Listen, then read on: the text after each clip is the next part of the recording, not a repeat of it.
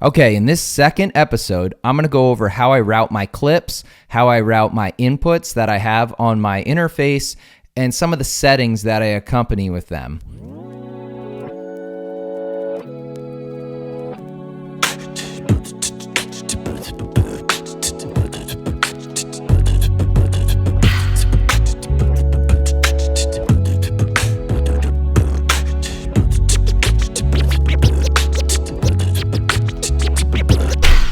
All right, so I'm going to open up my mixer here. And what you're going to see is I'm going to go through my colors mainly, but let's start with these particular mics and these inputs. So what you'll notice is my microphone is not going through any loops, okay? I don't like them going through there naturally just because of feedback, and I don't want it to hear that speaker sound as recording. So my main microphone has it's not at all going through any colors, no loops. If I want to loop my voice, I have this beatbox, which has a separate processing, which I'm going to go over in a later video, and a harmony one. Those are routed to certain colors. And then I have my guitar that's routed to orange, blue, and purple. Okay, so let's go over to the colors. The first thing is my beat. My beat is coming from the Koala sampler, which again, will be addressed later on in the series. But that Koala sampler is going to green and yellow. So you can see here my green, I have it routing only to those two. So my beat is coming from Koala. And if I want to use some other samples, I can also use that in the yellow, which I labeled as my sample. One of the things that's important for this to really work is under my beat, I want it to make sure that this automatically counts out. All the beat samples that I use, I make sure they are 4 bars. I think this is a really good practice. It's okay if you use 2 bars. It's okay if you use 1 or 8. Whatever you choose to use, stick with that if you're using samples. It makes your life so easy. Okay, so I stick with the 4 bars. That's what I write when I write my beats in Logic Pro. If I'm sampling from a song, I will sample 4 bars. Okay, so that's also really important. Oh, and you'll also notice that I have the play and stop quantization. I have that at 1 beat.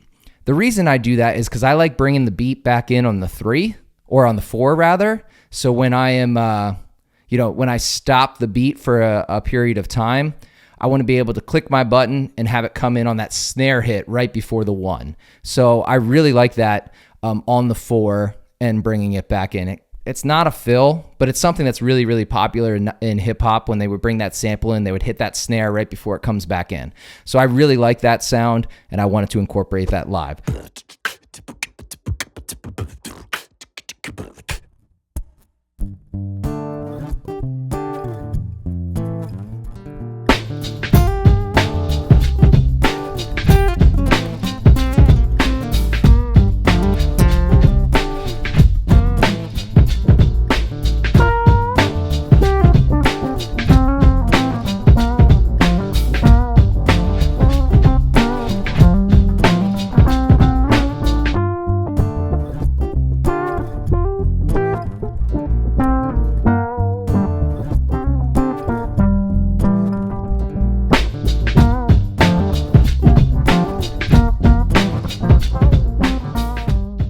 All right, so the bass.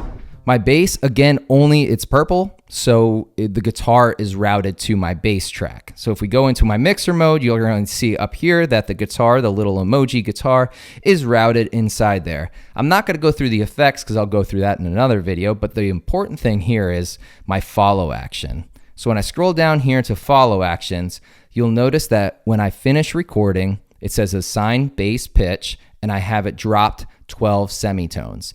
That means when I play a regular bass line, it's going to automatically pitch shift it down 12 notes, 12 semitones, which is 1 octave, and makes it sound like a bass. I love that. It's so simple. Live, it's great. You get some heads turning. What was that? Like they hear you playing the bass line up an octave, and all of a sudden, boom, there it is, and you can feel it. It's really good.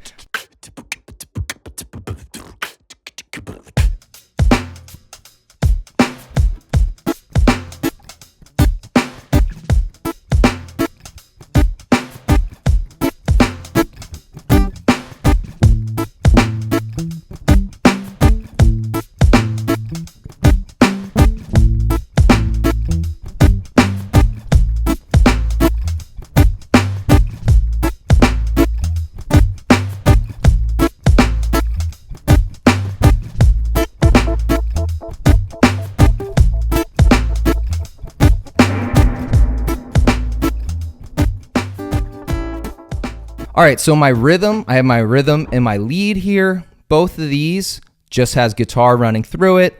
A lot of times I'll just run some backup. I'll do some diamonds. You'll be able to see as we go through this why I do it that way, but it keeps it nice and clear for me. And then finally, I have the yellow samples. This one, once again, is from the Koala sampler. Sometimes I have piano hits, some different samples from the actual song. Sometimes I just throw in some like 90s cartoon or 90s sitcom quotes and just have some fun with it live. People really enjoy that. So sometimes I'll just be able to bring those in, and you'll see at the top the 1, 2, 3, 4. Those actually relate to those samples as well.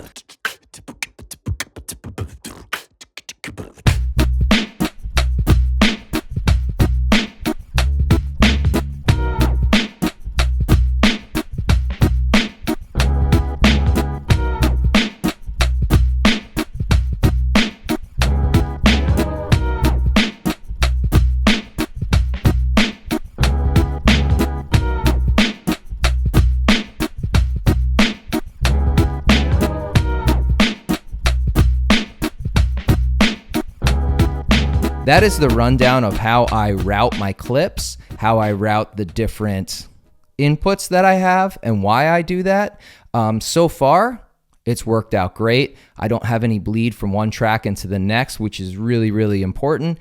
And it keeps the sound really, really clean. I know what the colors are. I have not changed them. They have been the same colors. In fact, I have a pedal board below me that doesn't allow me to change it because I use the Cricut. I have everything labeled, and I don't want to relabel it because taking these vinyl stickers off, not easy.